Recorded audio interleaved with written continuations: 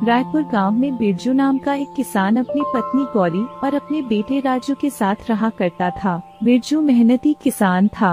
वह सारा दिन मन लगाकर अपने खेत में काम किया करता था ताकि वह अपने बेटे की पढ़ाई अच्छे से कर सके और अपने परिवार का सारा सपना पूरा कर सके। गौरी, मैं खेत पर जा रहा हूँ। शाम को आने में देर हो जाएगी। तुम चिंता मत करना। ठीक है जी, आप अपना ध्यान रखना और ज्यादा देर मत करना। हाँ गौरी, ज्यादा देर नहीं करूँगा। तुम मेरा खाना दे दो। ठीक है, मैं खाना लेकर आती हूँ।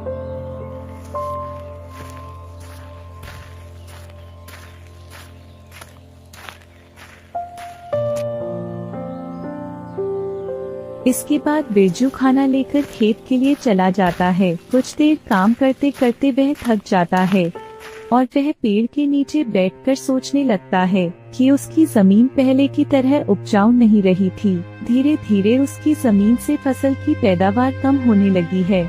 इसी चिंता में वह बैठकर सोचता है और कमाने का कोई और जरिया सोचने लगता है। मेरी इस जमीन से फसल दिन प्रतिदिन कम होते जा रहे हैं।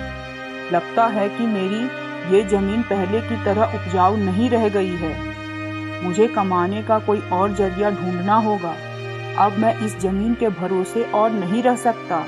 मुझे कोई और जमीन पर खेती करनी होगी, तभी मेरा घर खर्चा पूरा होगा और राजू की पढ़ाई भी अच्छी से हो पाएगी। घर चलकर गौरी से बात करता हूँ, देखता हूँ वह क्या राय देती है इस बारे में। घर पहुंचकर वह अपनी पत्नी गौरी से कहता है, गौरी, जरा यहाँ आना तो, तुमसे एक बात करनी है। हाँ बोलिए ना, क्या बात है? गौरी, मुझे तुमसे बात करनी है और तुम्हारी राय जाननी है। हाँ बोलिए ना, क्या बात है? गौरी, हमारी जमीन पहले की तरह उपजाऊ नहीं रह गई है, इसलिए सोच रहा हूँ कि उस जमीन पर खेती करना छोड़ दूँ और उस जमीन पर खाद डालूंगा तो कुछ समय के बाद वह जमीन उपजाऊ हो जाएगी। उसके बाद उस जमीन पर खेती करूँगा। हाँ, ये ठीक रहेगा। इससे आपकी जमीन उपजाऊ रहेगी। हाँ, पर तब तक क्या करूं? घर का खर्च कैसे चलेगा और राजू की पढ़ाई कैसे चलेगी?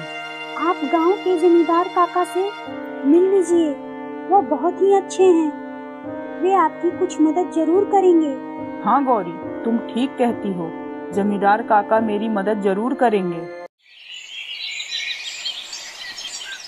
अगली सुबह बिरजू जमींदार से मिलने के लिए जाने लगता है।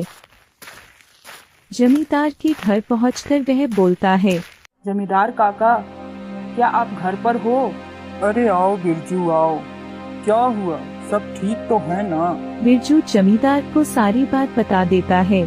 जमींदार काका, मेरे पास एक ही जमीन है जिस पर खेती करके मैं अपने घर का खर्च चलाता हूँ, लेकिन अब मेरी जमीन पहले की तरह उपजाऊ नहीं रह गई और मुझे खेती के अलावा कोई दूसरा काम आता भी नहीं है। तो समझ नहीं आ रहा कि अब क्या करूं। बेटा, मेरे पास एक ही जमीन है, तुम उस पर खेती कर सकते हो। काका, इससे तो आपका बहुत नुकसान हो जाएगा। नहीं बेटा, इसे कोई नुकसान नहीं होगा। इसके बदले तुम मेरी जमीन का देख रेख करना, क्योंकि मेरी उम्र भी हो गई है। अब मुझसे इतना सारा काम नहीं होता और इससे तुम्हारी थोड़ी मदद भी हो जाएगी। ठीक है काका, तो मैं कल से ही उस जमीन पर खेती करना शुरू कर देता हूँ। इसके बाद बिरजू घर के लिए निकल जाता है और घर जाकर गौरी को सारी बात बता देता है। ये तो बहुत अच्छी बात है। अब तो आपकी सारी चिंता खत्म हो गई ना। अब आप मन लगाकर खूब मेहनत करना। हाँ गौरी, मेरी सारी चिंता खत्म हो गई। मैं कल से ही खेत जाकर बहुत मेहनत करूँगा। अगले दिन बिरजू जमींदार के खेत पर काम करने के लिए चला जाता है। वह सारा दिन मन लगाकर मेहनत करता है। ऐसे ही कुछ दिन बीत जाते हैं और बिरजू की तबीयत बहुत खराब हो जाती है। अब वह खेत पर काम करने के लिए भी नहीं जा पाता है। उसकी पत्नी गौरी वैद्य जी को बुलाकर उसका इलाज करवाती है। गौरी, मैंने दवाई दे दी है। बिरजू की तबीयत ठीक होने में कुछ समय लग सकता है। तुम घबराओ नहीं, सब ठीक हो जाएगा। इतना कहकर वैद्य जी वहाँ से चले जाते हैं।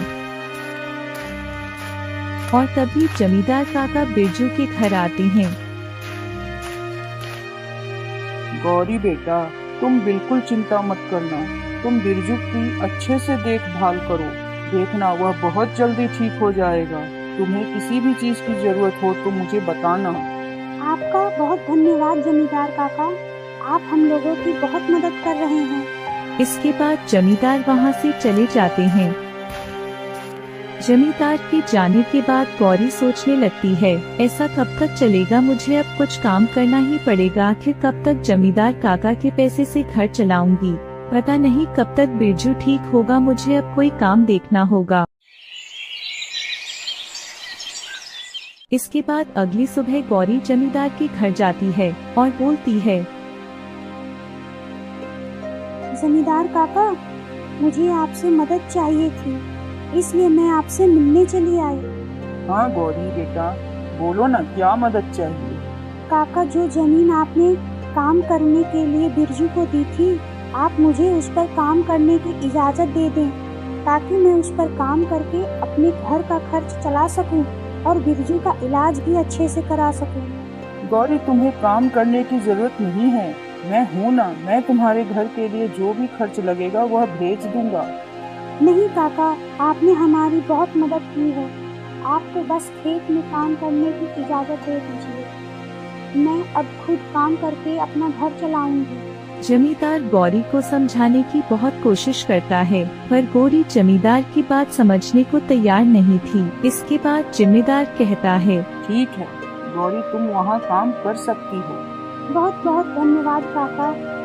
अब मैं वहाँ पर काम करने के साथ साथ दूसरों के घर में भी काम करूँगी और अपने बेटे को अच्छे से पढ़ा सकूँगी। गौरी, तुम्हें इतना काम करने की जरूरत नहीं।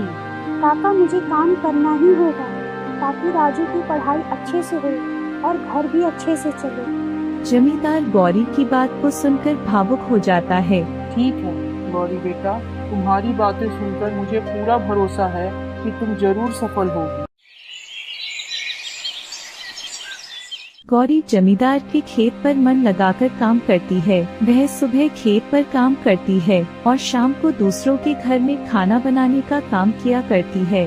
धीरे धीरे गौरी की मेहनत रंग लाने लगी। खेत में बहुत अच्छी फसल हुई, इससे उसका घर अच्छे से चलने लगा और जो दूसरों के घर में खाना बनाकर कमाती थी, उसे राजू की पढ़ाई में खर्च करने लगी। गौरी की मेहनत से गांव के लोग भी प्रेरणा लेने लगे। इसी तरह कई महीने बीत जाते हैं और बिरजू भी ठीक होने लगा। उसकी तबीयत पूरी तरह ठीक हो गई। गौरी, मैंने तुम्हें बहुत परेशान किया। नहीं, ऐसा नहीं है। तुम जब बीमार थे तो मैंने घर की सारी जिम्मेदारियां संभाल ली। अब सब कुछ ठीक होगा। इसके बाद बिरजू भी खेत का काम करने लगता है। बिरजू और उसका परिवार खुशी खुशी रहने लगता है।